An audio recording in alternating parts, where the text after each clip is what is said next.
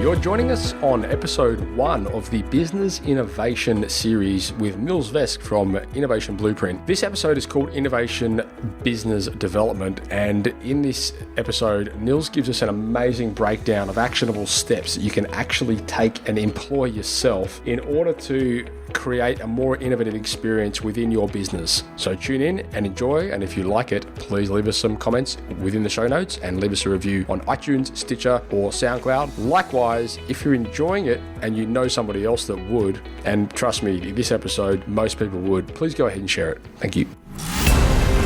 Giving tradies and contractors around the globe the tools to run a modern business. You're listening to Toolbox Talks from the Site Shed.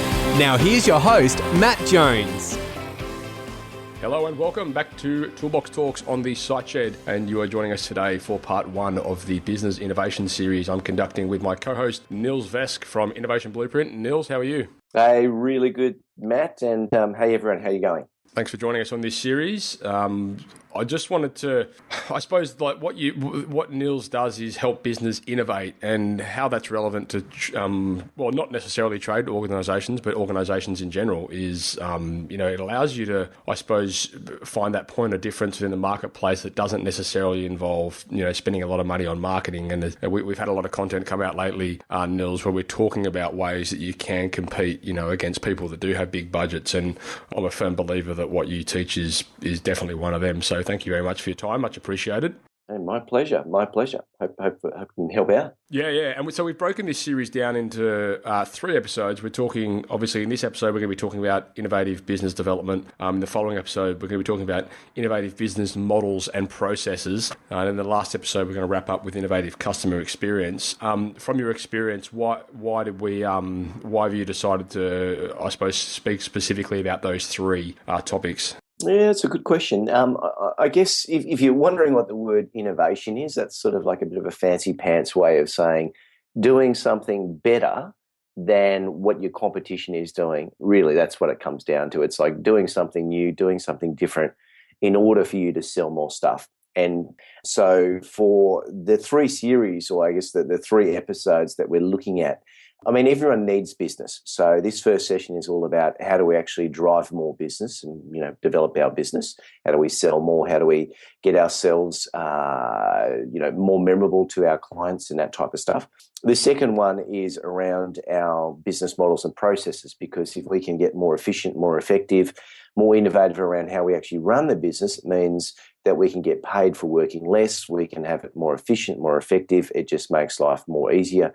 And we can, retire to the beach and chill out. Yeah. And then finally, sometimes we do forget in business that we have customers, as annoying as they can be from time to time. So, and the way the whole world is changing, and I'll talk more about it in that specific episode. But the customer experience is something that is really dictating which businesses are really surviving and which ones are thriving, and that's why that's so important. So, yeah, that's kind of... And Nils, just have a bit of background about, I suppose, your story and a bit about Innovation Blueprint and what you guys do. Yeah, okay.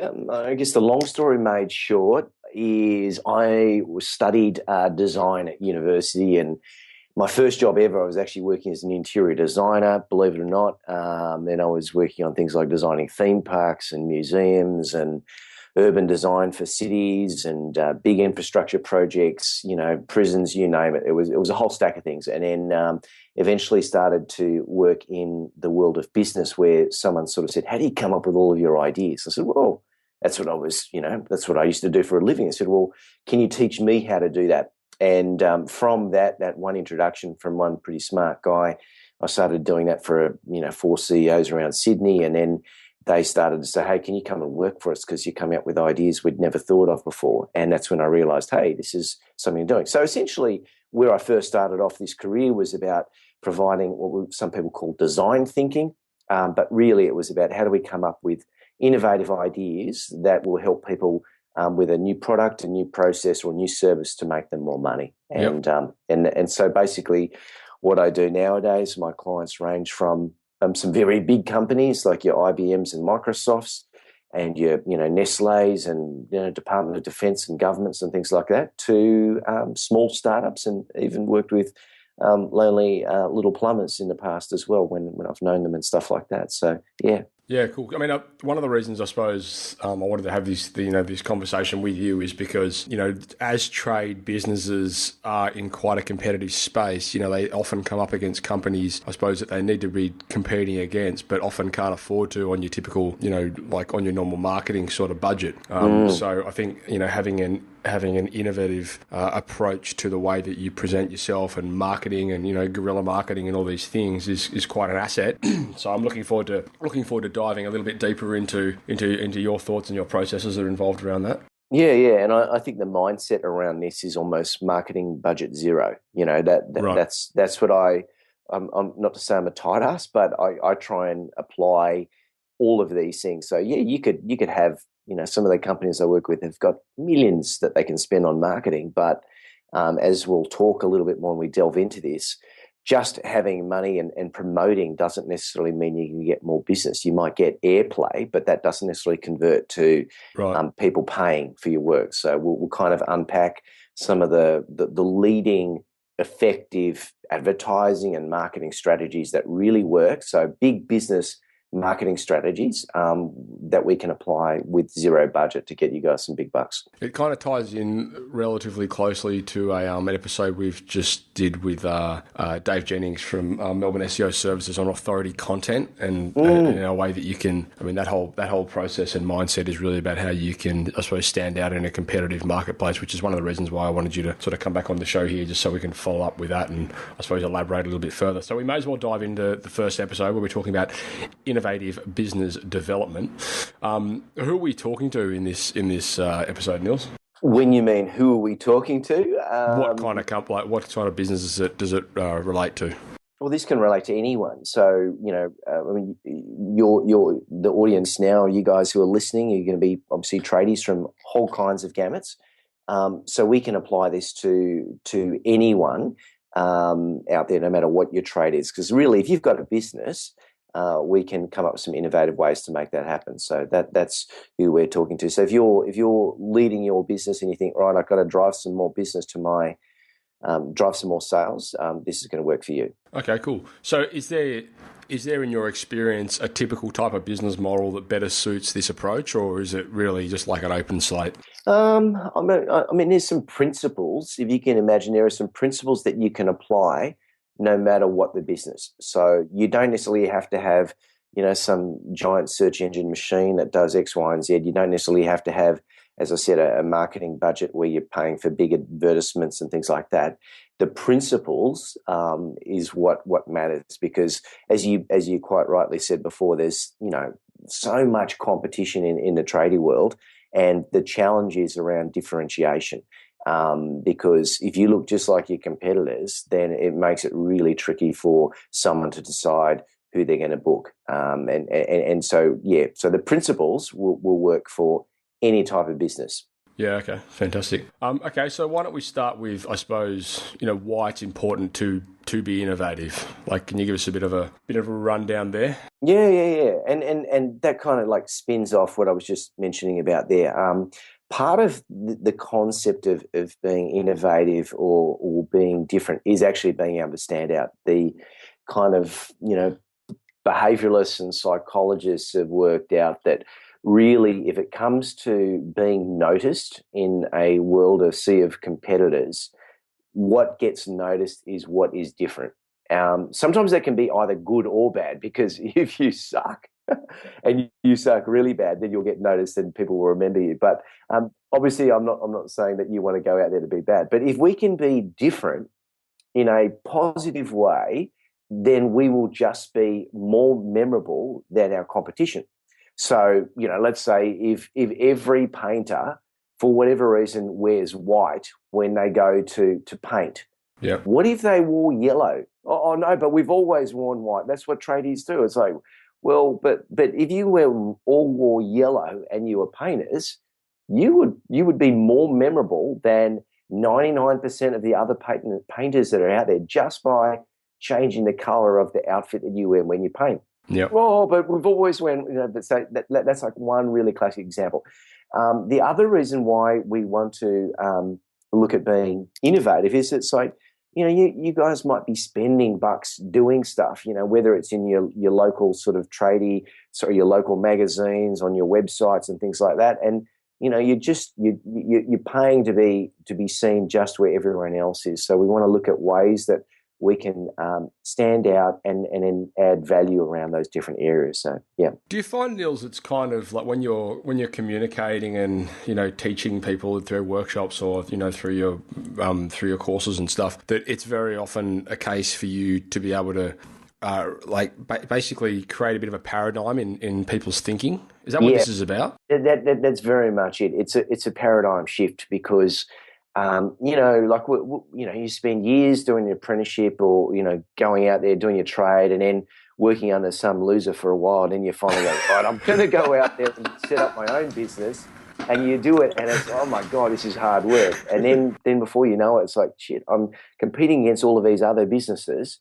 And we get caught up just working on it. And, for the listeners today, you guys are already doing a great job because you're actually listening and looking at ways that you can do thinking. You're looking at how do you work on the business rather than just working all the time. And often it is a bit of a shift because being innovative is often just looking at something a bit differently and going, actually, yeah, I never realised that I look just like my competition, or I never realised that my customer might actually dislike, what I do from time to time. I never really thought that I do the same thing over and over again. When if I actually had a process, I could probably save myself, 20 minutes having to do it. If I had a template that did X, Y, and Z, if I had an autoresponder that did this, or if I did that, so it's whole thing often starts with awareness.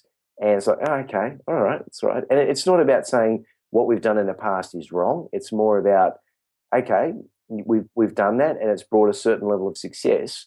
Yeah. And if we can look at it this way, this might bring us some new opportunities and make life a lot easier and more profitable for us. It's so funny. That's exactly my spiel with a lot of companies that come to us with, needing websites and stuff. I always say, look, don't look at it like this. What you have has gotten you this far, but in order to get to the next stage, perhaps we need to think about doing this, something a little bit different. So it's kind of a similar approach. And I tell you now, one thing that I see over and over and over again, especially within the trades, but I mean, realistically, it probably happens in any vertical. You go through your apprenticeship and you're working for a company, and what you basically learn from a business running point of view is what they do, and you don't really get exposure to alternative ways of doing things. And, in a world that's moving so fast from a technological point of view, with cloud solutions and, even the digital space, websites, etc., if you don't have exposure to that, then where are you going to learn it? And so I think that you made a really good point there. If you're working for somebody else and you're following their processes, you've got to find a way to think outside of the box and see what's actually happening around you. And I suppose that's one of the roles of the Site Shed. Like, we're really here to bring a bit of an awareness to these different solutions and to these alternative ways of doing things.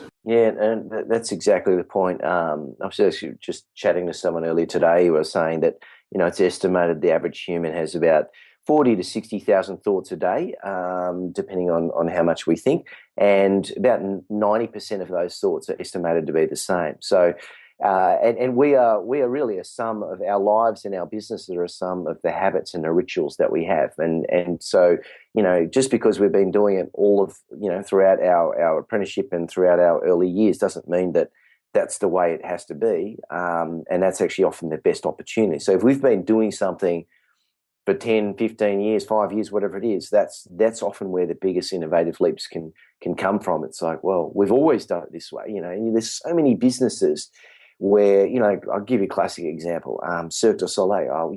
All circuses have got to have animals. Well, actually, what if we got rid of the animals? Right. We couldn't get rid of that, but no, we've always had animals. But yeah, okay, well, if we didn't have animals, what would we need to do? It would be a bit different, wouldn't it? Yeah, we'd have to have pretty amazing acrobats, and we'd have to have more theatre and everything like that. And the world's most profitable businesses, circus businesses, just disrupting what everyone had been doing in the past. There's so many classic examples of great innovative businesses where they just go out and say, okay, well, it's been done this way before. What if we did something a little bit different? Yeah, I mean, one of the examples that comes to mind is probably Apple, isn't it? I mean, they've never really come up with anything new. They've just found things that are existing and made it better. Yeah. I'd probably disagree with you on a couple of things there. So, say, for example, the smartphone that they developed, they were the first to really do that. I mean, so if you could say they actually said, let's get rid of all of the buttons. You go, what? You think, but no. If you look at it, you've got one button that's down the bottom there. Everything else is a screen. It's interactive. They didn't invent the interactive, but they brought that into the phone and a few different areas there. Yeah. I suppose like when you're thinking of things like the mouse, I mean, they didn't actually invent the mouse, but they certainly took it and turned it into something amazing. And then you look at MP3 players. I mean, they didn't invent MP3, but then they took it and created the iPod, and that sort of basically kicked that whole market off. So yeah. And so just to get us back on track on the business development stuff, we don't always have to just focus on being different. I think you mentioned the word. You were talking about the search engine chap that you had on recently, and the whole concept of having been knowledgeable, or it's about content marketing. I mean, so let's say I could be a chippy, and I've got 1,000 other chippies that I'm competing against in my area, and the difference is I might have a website that talks about top 20 things to consider before engaging a tradie, a chippy, or it might be ways to prolong maintain some of the timber work that we've done in the past. Mm-hmm. A classic example, and if you guys get a chance, check this out. I'm not exactly certain of the website, but I'm pretty sure it's something like if you just do a search for Pools 101 or pool building 101 or something like that. There's this site in the States. This guy just basically must be about 100 frequently asked questions around getting a pool built, and it is just completely revolutionized his business just by simply answering questions that people are thinking about. And you might go, oh, that's not that innovative. It is, because no one else is doing it, or And so that really relates to that content marketing. But I'll bring it back to you, and you can steer the boat. Yeah. I suppose. So when we're talking, when you're dealing with companies, on a daily basis, what are some of the red flags that pop up, or what are some of the common things that you see that basically say to you, okay, this business is lacking innovation? Okay, the first one is usually that they look just like their competition. So. You just do a quick search and you just look for whatever that business might be, and you just see their website will look exactly the same, their content will be exactly the same, they promise exactly the same kind of service and benefits list. And so what most businesses get wrong, the red flag is that they satisfy the need of a customer. Now, that sounds wrong, but actually every business on the planet satisfies a business need. That's where business comes from. So I have a need for a website because I want to have a digital platform. I need a website designer to go and do that. So you might come along and, Matt, you go, okay, I'm going to build a website for you. So you might satisfy my need, but anyone else could, any other business can satisfy a need. And so that's no different to anyone else who can provide you the service. The differentiation often comes from understanding that actually, even though I want and need a website, I might actually want something on top of that. I might want it to look really sexy. I might want to be able to get in and change a few things, or I might want it to be updated by you every week, but without having to spend $1,000, like a huge amount to do that.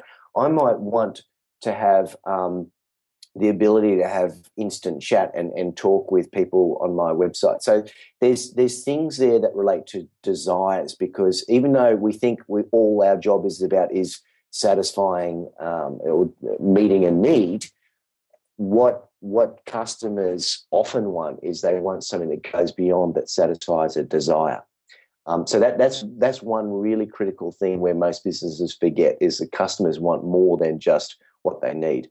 The next thing also that relates to this is there are things that they want to avoid. So they've got these aversions that they actually don't want to happen.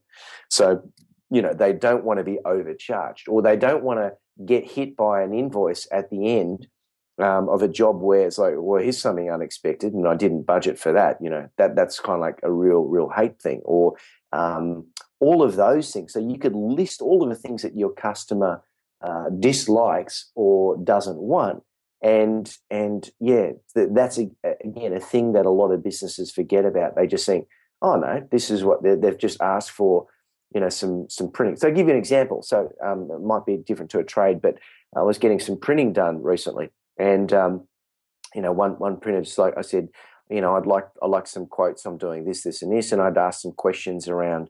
I want a few, what would be the best way to do it. Now, some probably about four out of the five companies I went to all just came back and said, here's the quote, nothing else. Like, no, yep. What's your business? What are you trying to do? It's just like, here's the quote. It was like some digital type in what you're looking for. One came back and said, so where is this printing going to be applied? Oh, you're actually going to be applying, you want to create some bumper stickers. Oh, okay. So then they're going to need to be waterproof. Here's a range of things you're going to need to get printed around that. So they were the only ones that went a little bit further.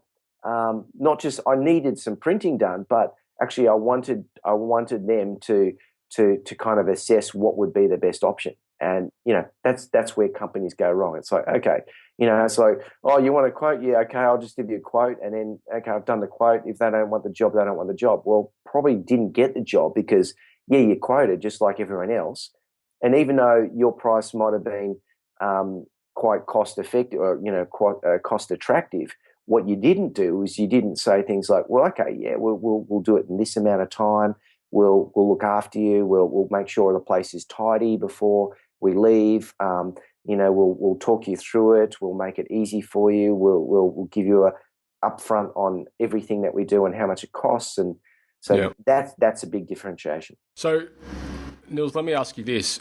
What are 3 questions that listeners out there can ask themselves in order to, I suppose, take a step forward in the process of becoming more innovative? Okay, so first one is, what do my customers need? All right, so they should have that one sorted. So write that down and just write out all of the answers. This is what my customer needs when they come to me. Second one is, what do my customers want or desire? And so that could even be aspirational, that goes beyond your service. So you might think, oh, what do they desire about, a toilet? Like if I'm a plumber, like they actually might desire something else. They just might want to desire like feeling confident. They want to desire to feel in style. They want to feel safe and secure. There are a lot of things that you can actually come up with ideas that go beyond. So desire. Then the third one, which I've just been talking about, what don't our customers want, or what do they want to avoid? What are their aversions? So those 3 ones, the first one you've probably got sorted. So what I would probably do is I'll put in a 4th question, because it's probably a bit more around what can I do that doesn't cost a lot of money but will enable me to stand out compared to my competition, but adds value in some way, shape, or form. Yeah. And so that could be, could we change the color of our uniforms or our clothes that we wear? Is it around the greeting of how we answer the phone? I worked with one trade. She said, so what's your process for when people call up? He goes, oh, don't have one. So how would you normally answer the phone? He goes, oh, blah blah blah blah blah blah plumbing. I go, okay. So what if we said, blah blah blah blah blah plumbing? How can I help you? He goes, well, why would I want to do that? I said, well, because you might not want to do it, but your customer might want to feel like they're being respected and that you're there to help. Oh, I never really thought about that. So that often, it doesn't cost them any money. It's just like a couple of extra words, but in terms of it goes from, this is what we've got to think about is every other business, every ordinary business will have a transaction. That is, you ask for something, they've got an expectation, and you deliver it, and it's a transaction. And that is unforgettable, if that makes sense. Like, no one is going to remember a transaction. But then you've got, let's say I ask for something on top of the work. So I'm asked for the printing, and I ask for what is the best methodology and if of doing this printing. And if you respond to it, then I'm likely to remember you over the competition because you actually responded to something that I asked for. But what really makes a difference is if you deliver something that was unexpected but valuable, then that becomes unforgettable. So, I finish a job and you send something out a week later that was unexpected, that just goes, hey, I really appreciated the work that you did fixing your taps and stuff like that. Here's a bottle of beautiful Evian water in this nice, beautiful crystal bottle that you can keep for, use on your table, or a beautiful drinking vase or something like that, just that might relate to water. That's going to be, wow, okay, it might cost us $4 to do, but I can guarantee you competition's not doing, and that's going to be memorable. So little things that create either customer delight and just add an experience to create memorability. We did. I did some training with a company out of the United States years ago, and they used to answer their phone. What was it? XYZ Plumbing. Where it's a better than great day. How can we help you? And they said that improved their conversions and everything so much more because that was how they always answered the phone. All of their call takers always answered the phone like that. Good morning, XYZ Plumbing. Where it's a better than great day. How can we help you? And it was such a little thing that made such a big difference to their business. Yeah. I mean, it's not sort of throwing dirt at any of our listeners here being tradies, but the opinion of most customers of tradies is that they're gruff, like just to the point, get it done, dirty kind of tradies. And I don't mean that no disrespect, but a lot of people do think that. And just by adding a little script. I mean, I had something go down on my computer a few years ago and I had to call up, the Apple call center. And I expected, oh my God, it's going to be something that's going to take ages and everything. And the first thing I got was, hey, hi there, it's Tom from Apple. How are you doing? Before we start, can I ask what's your first name? I was like, oh, wow, it's Nils. I said, okay, lovely to meet you, Nils. And then so he used that first name rapport thing the whole session. And it was honestly one of the best customer experience call center things I'd ever had because I thought it was going to be a nightmare. And, but just by having that first name basis, wow, it made a massive difference. I suppose one thing just before we close up on this, wrap up this episode, Nils, I just wanted to ask, and we may be touching on this in the next episode where we're talking about like innovative business models and processes, but do you come across, I suppose, that scenario where you've got to try and get your staff to buy into this mantra and this paradigm? Yeah, I mean, if you ever want to get behavioural change, and there are three things that you've got to have. So the first one is you've got to have the, the want-to. So you've got to have some motivation. You've got to have the how-to. So that's the training kind of stuff. Yeah. So want-to, how-to. And the other one is the chance to. So if you want someone to change their behavior, you've got to give them that opportunity or that permission. So that might mean that they might make a few mistakes. They might do a few different things. The how-to is the training. So it might be, okay, here's a script that we want you to at least practice and let's do some training. I'll get on the phone with you and we'll do it together and we'll do that type of stuff there. The want-to is around the motivation and drive to do that. And it's interesting. Some of the latest research around behavioural change comes down to if you want someone to change, the best way to do it is through story. And that might sound a bit gay or a bit lame, but actually it works. And we're talking about billion-dollar companies here that I work with where storytelling is the best way to get that. So if you're the boss, you're the CEO, whatever it is of your own business, what you've got to do is create a story about why we want to change or to be a certain way. So it might be you tell a story about, let's say, oh man, so let's say I've got three of my other offsiders and they're about to go out for the day. And I said, hey, before you guys go out, I just want to tell you about this really bizarre story I had yesterday. So I went out to the site, and the client, sort of greeted me, and I, I was normally always feeling a bit rushed for time, but this time I said, oh, hey, how you going? It's, this is Matt. Really, really appreciate you bringing us out here. Tell us a little bit how long you've been living in this beautiful house. And you wouldn't believe it. She just completely changed her tone. Even though I was just doing a quote, she, invited me for a cup of tea, and I knew that she was sold before it even, written out the price. So I'm making all this sort of stuff up, but it's telling a story about this is how we want you to go out there. And it's not just telling it once. It's not saying you've got to sell more stuff. It's kind of like, hey, I'm going to tell you a story about how, I did this extra thing. I sent her a bottle of wine after the job, and man, I've just been getting so many referrals from Mrs. Jones because she's been doing X, Y, and Z. That's that. Does that make sense? Those sort of three things there. So it's about creating a story. And if you haven't had those stories, you've either got to look for, make them up, or think about them, and you just got to keep telling them and telling them and telling them. And they can be different ones, but that's what people listen to. They listen to stories. They remember them rather than going, all right, there's three things you got to do when you go out and meet with your client. Like, just like tell them a story about how you did that, and then catch people doing good things as well. And I'll tell you one example of a scenario where storytelling is super powerful. It's in testimonials and reviews and stuff like that. If you can find out a way to extract a story and turn that into a testimonial, it's so much more powerful from a conversion point of view than just writing down, what you did on a bit of paper and assigning a name to it.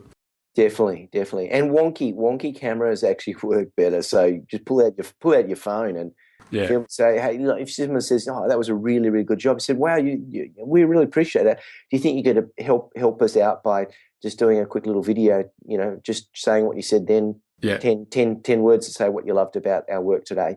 And ask them to be specific as well. Sometimes that helps, because when someone just says, oh, they're a really good plumber, and so actually just say, what specifically did you like about our job? I really love the fact that you were super, super efficient, or you were super clean, or you explained everything really well, that type of stuff. I've actually got as well a blueprint. If anyone out there actually wants this, they can just email in or just post some comments in the show notes here, because I've actually created a blueprint which I give to our clients on how to obtain testimonials the right way. And it's basically what you said then. It's about how you can customize the testimonial and how you can get the testimonial just by sending it to them and getting them to approve it. And it works so well. But anyway, I digress a little bit. All right, Nils, I think we've pretty much covered off everything I wanted to talk about in that episode. Is there anything there we've missed, do you think? I mean, there's so much more we could go on about, but I think they're the core things. Again, you just got to remember, you're in a sea of competition,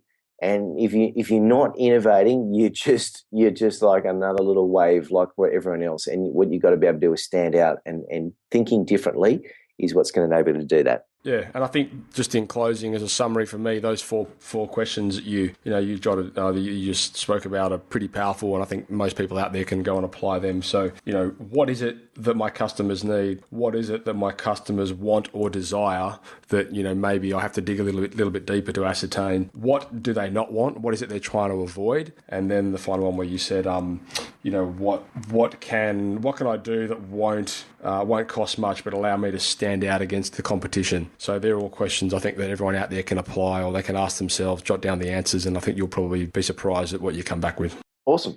All right, Nils, let's wrap that up, and then we'll come back in the following episode and we'll be talking about innovative business models and process.